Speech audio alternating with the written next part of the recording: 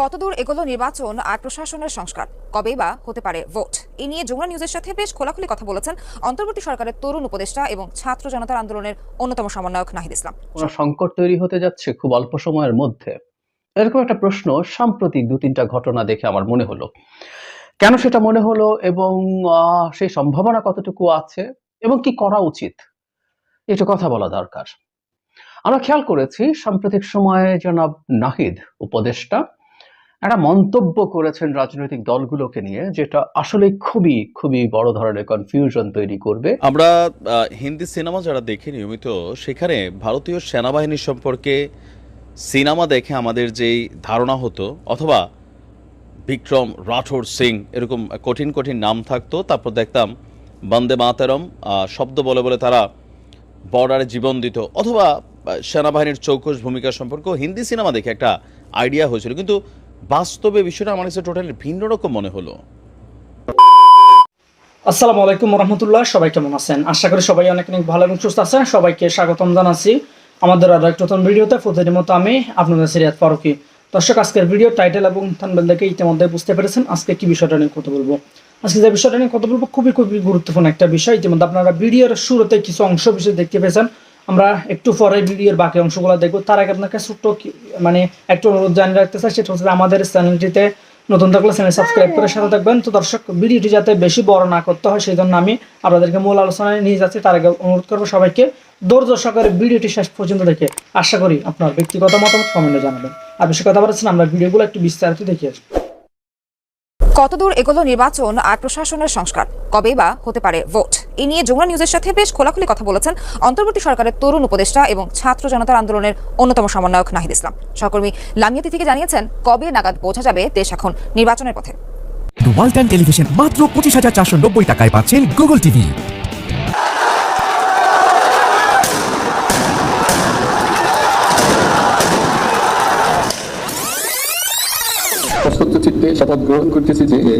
Doctor Mohammad ইউনূসের অন্তর্বর্তী সরকার কতদিন থাকবে, কবে হবে নির্বাচন, এ নিয়ে ব্যাপক আগ্রহ আর কৌতূহল জনমনে। রাজনৈতিক দলগুলো সংস্কারের পর নির্বাচনের পক্ষে, তবে লম্বা সময়ের পক্ষে নয় কেউই। নির্বাচন যদি প্রশাসন, আইন শৃঙ্খলা ব্যবস্থা, বিচার ব্যবস্থা, এগুলোর সংস্কার করেই আমাদেরকে অতি দ্রুত আমাদের নির্বাচনে যাওয়াটাই হবে এই দেশের মানুষের জন্য সবচেয়ে কল্যাণ। কবে ভোট হবে এ নিয়ে অন্তর্বর্তী সরকারের উপদেষ্টাদের মধ্যে আছে নিজস্ব মত ও যুক্তি। আমি ব্যক্তিগতভাবে মনে করি আগামী বছরই আমরা একটা রাজনৈতিকভাবে নির্বাচিত সরকার দেখব। জুলাই আন্দোলনের নেতৃত্বের পর সরকারের উপদেষ্টা নাহিদ ইসলাম গেল 2 নির্বাচনে অন্য অনেক ভোটারের মতো ভোট দিতে পারেননি তিনিও। এবার নিজেই ভোটের পরিবেশ তৈরির দায়িত্বশীলদের একজন। কেবল নির্বাচন এবং এই একই ব্যবস্থাপনা রেখে, একই কাঠামো রেখে যদি আগের মতোই একটা সরকার আসে, তাহলে তো মানুষের আসলে এই জীবন দেওয়ার কোনো মানে হয় নাই। তাই আমরা যাতে পরিবর্তনটা আসে, এই ধরনের কিছু রূপরেখা আমরা তৈরি করছি, উদ্যোগ নিচ্ছি, এবং পরবর্তীতে যেই সরকারে আসবে নির্বাচিতভাবে তারাও সেটার ধারাবাহিকতা রাখবে। তো কবে নাগাদ সেই নির্বাচন? যমুনা টেলিভিশনকে জানালেন খুব দেরি নয়। বাংলাদেশের মানুষ নির্বাচন প্রত্যাশা করতেছে। একটা বড় প্রজন্ম ভোট দিতে পারেনি, আমি নিজেও কখনো ভোট দিতে পারিনি, ফলে আমরা সেটা অবশ্যই আগ্রহ করি। জানুয়ারির মধ্যেই সংস্কার কমিশন, যেগুলো 6টা প্রাথমিকভাবে হয়েছে, তাদের রিপোর্ট দেওয়ার কথা। তাদের রিপোর্টটা হলে সেটা রাজনৈতিক দলগুলোর সাথে একটা ব্যাপক আলোচনার ভিত্তিতে তখন হয়তো রোডম্যাপটা ঘোষণা করা হবে। এরই মধ্যে খসড়া ভোটার তালিকা প্রায় চূড়ান্ত করেছে নির্বাচন কমিশন। এরপর বাড়ি বাড়ি গিয়ে হালনাগাদ। একই সাথে চলবে সংস্কার। রাজনৈতিক দলগুলো ঝালিয়ে নিচ্ছে তৃণমূলে নিজেদের জনপ্রিয়তা। লামিয়া তিথি, যমুনা নিউজ, ঢাকা। সরকারের সাথে কি বিএনপির বড় ধরনের কোনো সংকট তৈরি হতে যাচ্ছে খুব অল্প সময়ের মধ্যে, এরকম একটা প্রশ্ন সাম্প্রতিক 2-3টা ঘটনা দেখে আমার মনে হলো। কেন সেটা মনে হলো এবং সেই সম্ভাবনা কতটুকু আছে এবং কি করা উচিত, এটা কথা বলা দরকার। আমরা খেয়াল করেছি সাম্প্রতিক সময়ে জনাব নাহিদ উপদেষ্টা একটা মন্তব্য করেছেন রাজনৈতিক দলগুলোকে নিয়ে, যেটা আসলে খুবই খুবই বড় ধরনের কনফিউশন তৈরি করবে। সেটার পাল্টা জবাব জনাব মির্জা ফখরুল ইসলাম আলমগীর দিয়েছেন। এই পাল্টাপাল্টি শুরু হয়েছে এবং কথাগুলো বেশ কঠোর। তার আগে আমি জনাব মির্জা ফখরুল ইসলাম আলমগীর লন্ডন যখন গিয়েছিলেন, সেখানে থাকতে একটা মন্তব্য করেছেন, সেটা আগে একটু কথা বলে নিতে চাই, পরে গুরুত্বপূর্ণ অংশটায় আসছি। কিছুদিন আগে তিনি গেছেন এবং সম্ভবত 2-1 দিনের মধ্যেই আগেই তিনি ফিরেছেন দেশে। সেখানে তিনি নানান অনুষ্ঠানে যোগ দিয়েছেন, সেখানে কথাবার্তা বলেছেন। সেখানে সংবিধান নিয়ে তিনি যেভাবে কথা বলেছেন, তার ভাষা আমরা একটু খেয়াল করব। মানবজমিনের হেডলাইন, সংবিধান পরিবর্তনের দায়িত্ব জনগণের, অন্য কারো নয়। আপনারা কারা? তিনি বলছেন সংবিধান পরিবর্তনে বিএনপির দ্বিমত নেই, সেটা সংবিধান পরিবর্তন বা নতুন করে লিখন যাই হোক না কেন। কিন্তু প্রশ্ন হচ্ছে কে করবে, এটি করার এখতিয়ার কার? সংবিধান পরিবর্তনের দায়িত্ব হচ্ছে জনগণের, আর জনগণের মালিকানার প্রতিফলন হয় সংসদে। কিন্তু কেউ কেউ বলছেন যে আমরা করে ফেলবো। আপনারা কারা? আপনাদের ম্যান্ডেট কোথায়? কেউ কেউ বলছেন জুলাই আগস্টের ম্যান্ডেট। এটা এভাবে বলা যায় না। আমরা বিএনপির পক্ষ থেকে সংবিধান সংশোধন কিভাবে হবে, কারা করবেন, সেটা নির্বাচিত সরকারের পক্ষ থেকেই হওয়া উচিত, এই ধরনের আলাপ আগে ছিল। কিন্তু আমরা লন্ডনে বসে জনাব আলমগীর যে ভাষায় এটাকে ডিনাউন্স করছেন, ভাষাটা খুবই কঠোর ছিল। তার মানে আমরা এটুকু বুঝতে পারছি যে সরকার যদি কোনো সংবিধান সংশোধনের মতো পরিস্থিতি তৈরি করে বা তৈরি হয়, সেটা বিএনপি এই সরকারের সময় সেটা হোক, সেটা কঠোরভাবে চাইবে না। এবং জানি না যদি সরকার সেদিকে এগিয়ে যায় তারা কি করবে, সেটা প্রতিরোধেরও তাদের দিক থেকে বা অ্যাটলিস্ট চাপ দেওয়ার চেষ্টা তাদের দিক থেকে করবে কিনা এই আলাপ আছে। যদি আমরা এর মধ্যেই জানি সংবিধান সংস্কার কমিশন একটা তৈরি হয়েছে, তারা ফুল সুইং কাজ করছেন, নিজেরা তারা কাজ করছেন, তারা সমাজের বিভিন্ন স্টেক হোল্ডারদের সাথে বসেছেন, কথা বলছেন, অপিনিয়ন নিয়েছেন, তারা তাদের রিপোর্টেরও চূড়ান্ত পর্যায়ের খুব কাছাকাছি পৌঁছে গেছেন। এবং এই রিপোর্ট নিয়ে সাথে আরো অন্যান্য কমিশনের রিপোর্ট নিয়ে প্রধান উপদেষ্টা বারবার বলেছেন দলগুলোর সাথে আলোচনায় বসবেন। কিন্তু বিএনপি যখন বলছে যে তারা সংবিধান সংশোধন করার জন্য আপনারা কারা, মানে এই যে আপনারা কারা, the language is very strong, তো তাহলে সংবিধান সংক্রান্ত আলোচনায় তারা আদৌ বসবেন কিনা সেটা প্রশ্ন আছে। যদিও প্রত্যেকটা কমিশনে বিএনপি তাদের সংস্কারের প্রস্তাবনা দিয়েছে, সংবিধান সংস্কারে দিয়েছে। সো তার মানে আমরা যেটা ধারণা করতে পারি বিএনপি হয়তো আলোচনা করবে, কিন্তু সংবিধান সংশোধন এই সরকার করার মতো কোনো পথ বের করুক, আমিও টেকনিক্যালিটিসে ঢুকছি না কিভাবে সংবিধান সংশোধন হতে পারে, সেই জায়গাটায় সম্ভবত বিএনপি খুব শক্তভাবে দাঁড়াবে। এবং সেটা যদি হয় সরকারের সাথে, এটা নিয়ে বিএনপির একটা সংঘাতময় পরিস্থিতি তৈরি হতে পারে। আরেকটা ব্যাপার হচ্ছে, এটা খুবই টাফ একটা কথা এবং এটা নিয়ে আমি ধারণা করি যে সামনে খুব বড় সমস্যা হবে। হেডলাইন প্রথম আলোর এরকম, রাজনৈতিক দলগুলো অন্তর্বর্তী সরকারকে ব্যর্থ প্রমাণ করার চেষ্টা করছে। মানে একেবারে ভয়ঙ্কর একটা অভিযোগ জনাব নাহিদ ইসলাম করেছেন। তিনি বলেছেন রাজনৈতিক দলগুলো চাচ্ছে তাদের অধীনে সংস্কার হোক, তাই তারা বর্তমান অন্তর্বর্তী সরকারকে ব্যর্থ প্রমাণ করার চেষ্টা করছে। তারা সংস্কারের পরিবর্তে নির্বাচনকে বেশি প্রাধান্য দিচ্ছে। এখানে British global partners governance GPG এদের প্রতিনিধিকার সাক্ষাৎকারে এই কথাগুলো বলেছেন বলে বলা হচ্ছে।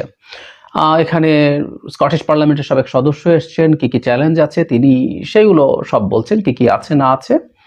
অপপ্রচারের কথা বলেছেন, দেশের বাইরে ঘরে নানান রকম সংকট চলছে, এগুলো সব যোগ করেছেন। কিন্তু জনাব নাহিদ স্পষ্টভাবে বলছেন যে যেহেতু তারা সংস্কার চায় না রাজনৈতিক দলগুলো, তাই তারা অন্তর্বর্তী সরকারকে ব্যর্থ প্রমাণ করার চেষ্টা করছেন। কারণ যুক্তিটা এইরকম, ব্যর্থ যদি প্রমাণিত হন তারা খুব বেশি দিন ক্ষমতায় থাকতে পারবেন না, তারা সংস্কার করতে পারবেন না, এবং রাজনৈতিক দলগুলো এটাই চাইছে। অত্যন্ত মারাত্মক একটা বক্তব্য। মির্জা ফখরুল ইসলাম আলমগীর এটাকে রেসপন্ড করেছেন, রেসপন্ড করার কথা। তিনি বলছেন রাজনৈতিক দলগুলো অন্তর্বর্তী সরকারকে ব্যর্থ প্রমাণ করার চেষ্টা করছে বলে তথ্য সম্প্রচার উপদেষ্টা মোহাম্মদ নাহিদ ইসলাম যে বক্তব্য দিয়েছেন তা রাজনীতি বিরোধী বলে মন্তব্য করেছেন বিএনপি মহাসচিব মির্জা ফখরুল ইসলাম আলমগীর। তিনি বলেন, আমি জানি না আসলে তিনি কি উদ্দেশ্যে কেন এটা বলেছেন, কিন্তু তার এই বক্তব্য রাজনীতি বিরোধী। তারা এই ধরনের বক্তব্য রাখবেন এটা আশা করি না। কারণ রাজনৈতিক দলগুলো সবসময় অন্তর্বর্তীকালীন সরকারকে সমর্থন দিয়েছে। এই সমর্থনের একটা উদ্দেশ্য হচ্ছে গণতন্ত্রকে পুনঃপ্রতিষ্ঠা করা। সেটার জন্য আমরা কাজ করছি গত 15 বছর ধরে। আমরা সংগ্রাম লড়াই করেছি। উনি কি উদ্দেশ্যে কেন বলেছেন আমি জানি না। উনি ঢাকায় ফেরা মাত্রই ওনাকে এই প্রশ্নটা সাংবাদিকরা করেছেন, কারণ এটা খুবই গুরুত্বপূর্ণ একটা প্রশ্ন, সেটার জবাব তিনি এভাবে দিয়েছেন।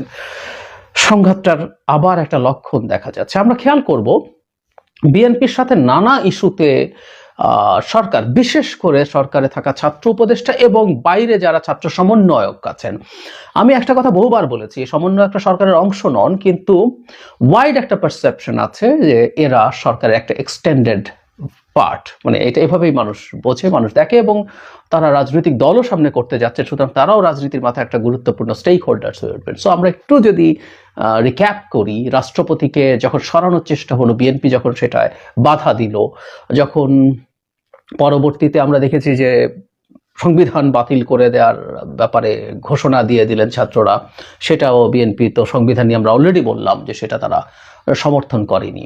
আওয়ামী লীগকে নিষিদ্ধ করা নিয়ে যখন আলাপ মাঠে আসলো, তখন যখন বিএনপি প্রথম বলেছিলেন, আমার মনে পড়ে যে তারা চান না আওয়ামী লীগ নিষিদ্ধ হোক, পরে আবার এটাকে জনগণের হাতে তুলে দেওয়ার কথা বলেছেন, কিন্তু অন্যান্যদের মতো এত সরাসরি একে নিষিদ্ধ করে দিতে হবে এসব বলেননি। সো এটা নিয়েও কিন্তু আমরা দেখেছি যে ইভেন সরকারে থাকা ছাত্র উপদেষ্টা জনাব আসিফ একটা অনুষ্ঠানে ক্লিয়ারলি ইঙ্গিতে বলেছেন যে রাজনৈতিক দলগুলো কেউ কেউ এই চেষ্টা করছে না আওয়ামী লীগ যাতে টিকে থাকে, পুনর্বাসন করে। যদিও সেখানে তিনি বিদেশি দূতাবাসের কথাও বলেছিলেন যে তারাও প্রচুর চাপ দিচ্ছে আওয়ামী লীগ যেন নিষিদ্ধ না হয়। সো আমরা দেখবো একটা ধারাবাহিক রকম এক ধরনের তাদের মধ্যে দ্বিমত ছিল, সেটা আস্তে আস্তে এখন ভাষা কঠোর হতে শুরু করেছে, যেটা সবচেয়ে জরুরি। দ্বিমতের জায়গাটা বোঝা যাচ্ছিল, কিন্তু এটা আস্তে আস্তে আস্তে আস্তে ডিভাইসিভ হচ্ছে, এবং আমি ধারণা করি এটা সাংঘর্ষিক পর্যায়ে যাবার সম্ভাবনা খুব বেশি। কারণ মোটটা একটা জায়গায় দুটো পক্ষের মধ্যে এই দ্বিমত তৈরি হয়েছে, সেটা হচ্ছে সংস্কার কতটুকু এই সরকার করবেন।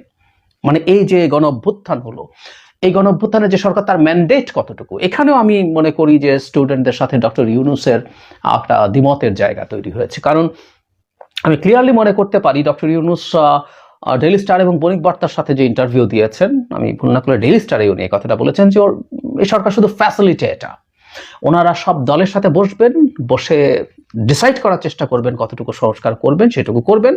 উনি এক্স্যাক্টলি এভাবে বলেছেন যদি 100টা সংস্কার প্রস্তাব আসে, সবাই যদি একমত হয় 10টা, তো 10টা করবো, 10টা করে নির্বাচন দেব। এবং উনি বলেছেন যদি দলগুলো বলে সংস্কার প্রয়োজন নেই, তাহলে সংস্কার করবো না, নির্বাচন দিয়ে দেব, আমরা এখানে বসে থাকতে আসিনি, আমাদের সবাই চলে যেতে চাইছে। এসব কথা ডক্টর ইউনূস বলেছে। শেষের অংশটার মধ্যে একটু ক্ষোভ, একটু শ্লেষ ছিল, কোনো সন্দেহ নেই, কিন্তু উনি এটা বলেছেন।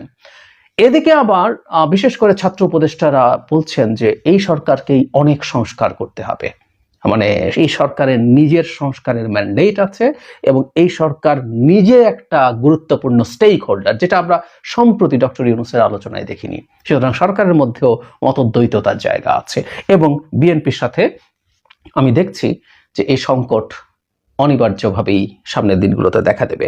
এবং এটা দ্বিমতের নিয়ে কোনো সমস্যা নেই, এটা খুব স্বাভাবিক। বাংলাদেশে একটা ট্রেডিশনাল দল যেভাবে চলেছে, সেই দলটা রাতারাতি তার সবকিছু চিন্তা ভাবনা সব পাল্টে ফেলবে, এটা এক্সপেক্ট করা ভুল।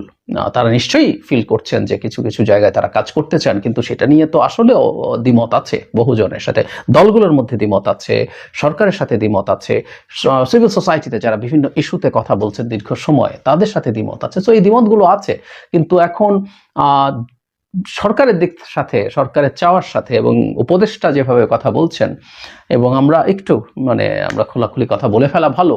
সামনে ছাত্রদের যে দল তৈরি হতে যাচ্ছে, তার সাথে আন্দোলনের একেবারে পুরো ভাগে থাকা এই ছাত্র উপদেষ্টারা, তারা ইনফর্মালিও যদি থাকেন, তাহলে কিন্তু এই সংঘাতটা আরো বড় হয়ে দাঁড়াবে, বা সরকার নিজেও। কারণ এই দল যখন তৈরি হবে, তখন 3 জন ছাত্র উপদেষ্টা যখন দায়িত্বে আছেন, তখন মানুষ বা বিরোধী দল বা বিএনপিও তারা তাকে সরকারের দল, এটাকে কিংস পার্টি হিসেবে ব্র্যান্ডিং এর যে চেষ্টা আছে তার সেটা মনে হবে, এবং তখনই সেই মুহূর্ত থেকেই ওই রাজনৈতিক দল যখন তৈরি হবে, বিএনপি নিজেকে এক ধরনের বিরোধী দল হিসেবে মনে করা শুরু করবার সম্ভাবনা আছে, এবং তখনই সরকারের প্রতিটা আচরণ, প্রতিটা পদক্ষেপকে সে সন্দেহের দৃষ্টিতে দেখবে, এই সম্ভাবনাও তৈরি হয়েছে। সো সামনে আমাদের একটা পরিস্থিতি তৈরি হতে পারে যেটা আসলে সংঘাতময় হয়ে ওঠার সম্ভাবনা আছে।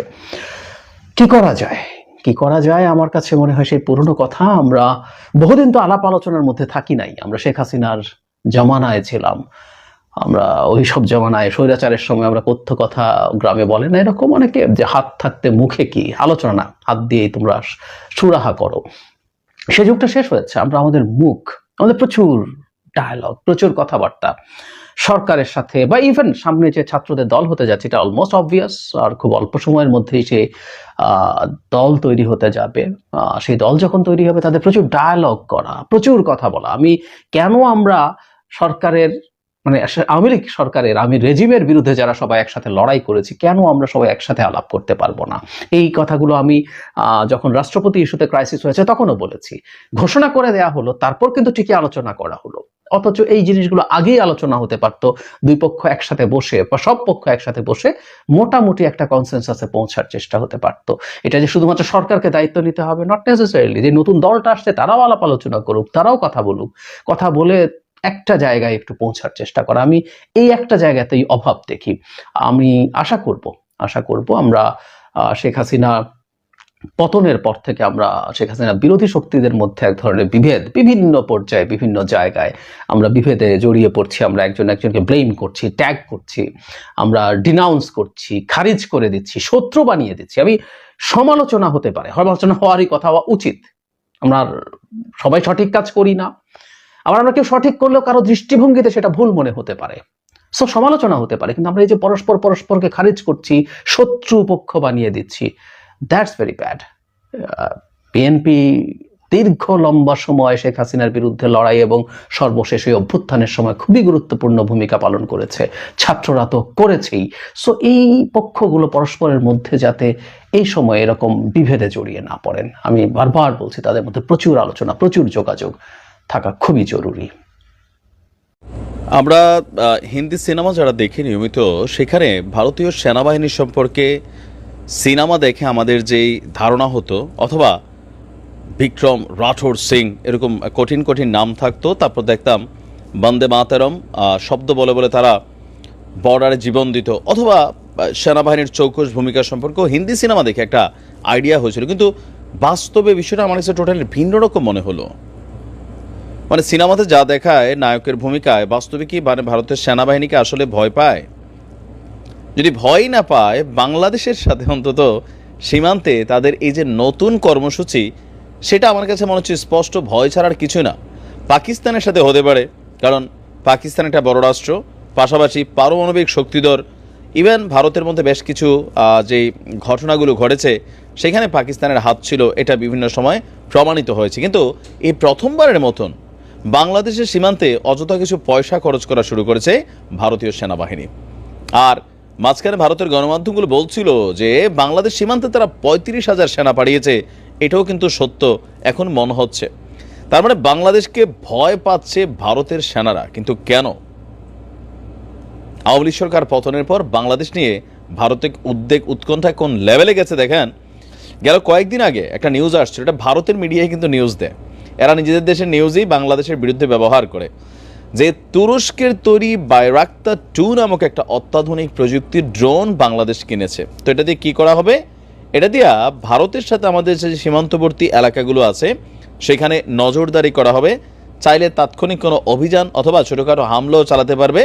তো বিশেষ করে গোয়েন্দা নজরদারির কাজে এই বাইরাক্তার 2 ড্রোনটা বাংলাদেশ ব্যবহার করবে না। ভারতের গণমাধ্যমগুলো বলছিল যেটা সীমান্তে পাঠাই দেওয়া হয়েছে, যদিও পরবর্তী সময় আমাদের প্রেস উইং থেকে বলা হয়েছে বিষয়টা গুজব, বাংলাদেশ কোনো ধরনের ড্রোন কিন্তু সীমান্তে পাঠায়নি।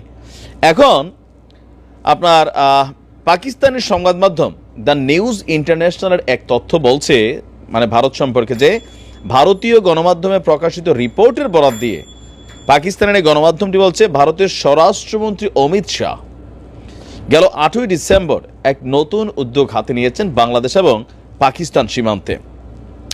ভারতীয় সীমান্তরক্ষী বাহিনী বিএসএফ সেনাদের প্রশিক্ষণ শিবিরের 60তম প্রতিষ্ঠাবার্ষিকীর অনুষ্ঠানে ভাষণ দেওয়ার সময় ড্রোন হুমকির গুরুত্ব এবং ভারতের সক্রিয় কি ভূমিকা হবে সেটা সম্পর্কে তিনি গুরুত্বপূর্ণ অবস্থানগুলো তুলে ধরেছেন। অমিত শাহ বলছেন, বাংলাদেশের সাথে সমগ্র সীমান্তে সংবেদনশীল এলাকাগুলো যেগুলো আছে সেগুলোকে পর্যবেক্ষণ করার জন্য ব্যাপকভাবে সমন্বিত ব্যবস্থা বাস্তবায়ন করবে ভারত। মানে ভারত বাংলাদেশের মধ্যে যে সীমান্ত এরিয়াগুলো আছে সেখানে নানান কিছু করবে ভারতের সরকার। অমিত শাহ বলছিল যে ড্রোন আকাশযানের মাধ্যমে সৃষ্ট ক্রমবর্ধমান হুমকির প্রতিক্রিয়ায় ভারতীয় সীমানা সুরক্ষিত করতে বিস্তৃত এন্টি ড্রোন ইউনিট প্রতিষ্ঠা করার সিদ্ধান্ত নিয়েছে ভারত। লেজার সজ্জিত এন্টি ড্রোন গান মাউন্টেড মেকানিজমের প্রাথমিক ফলাফল বেশ উৎসাহজনক, যার ফলে পাঞ্জাবের পাকিস্তান ভারত সীমান্তে ড্রোন নিষ্ক্রিয়করণ শনাক্তকরণ উল্লেখযোগ্যভাবে বৃদ্ধি পেয়েছে। আর বর্তমানেও বাংলাদেশের সাথে যে সীমান্তবর্তী মানে সংবেদনশীল এরিয়াগুলো আছে সেখানেও এই এন্টি ড্রোন ইউনিট তারা ব্যবহার করার সিদ্ধান্ত নিয়েছে। তো বাংলাদেশের সাথে ভারতের 4096 কিলোমিটার দীর্ঘ সীমান্ত রয়েছে। বিএসএফের ওই অনুষ্ঠানে অমিত শাহ বাংলাদেশের সাথে ভারতের সীমান্ত সুরক্ষিত করার জন্য চলমান comprehensive integrated border management system নিয়েও তিনি আলোচনা করেছেন এবং সেটাকে আরও কয়েক ধাপ উন্নতি করার চেষ্টা করছেন। মানে তারা এটা কেন করছে, এন্টি ড্রোন ইউনিট, এটা হচ্ছে কি ধরেন ভারতের সীমানার মধ্যে যদি পাকিস্তানের বা বাংলাদেশের, তো আমরা এখন বাংলাদেশ নিয়ে কথা বলছি, যদি কোনো ড্রোন যায় নজরদারি করার জন্য তাহলে ওইটা তাৎক্ষণিকভাবে ওই ড্রোনকে শনাক্ত করে ওইখানেই উড়িয়ে দেবে। লাইক ইসরায়েলের যেমন আকাশ প্রতিরক্ষা সিস্টেম আছে না, তো এটা এক ধরনের আকাশ প্রতিরক্ষা সিস্টেম বা ডিফারেন্ট ওয়েতে। যেমন ইসরায়েলের মধ্যে যদি আমাদের ফিলিস্তিন অথবা অন্য কোনো দেশ অভিযান চালায় তখন ইসরায়েলের এই আকাশ প্রতিরক্ষা সিস্টেমগুলো তাৎক্ষণিক আকাশের মধ্যে ওইটাকে চিহ্নিত করে ধ্বংস করে দেয়।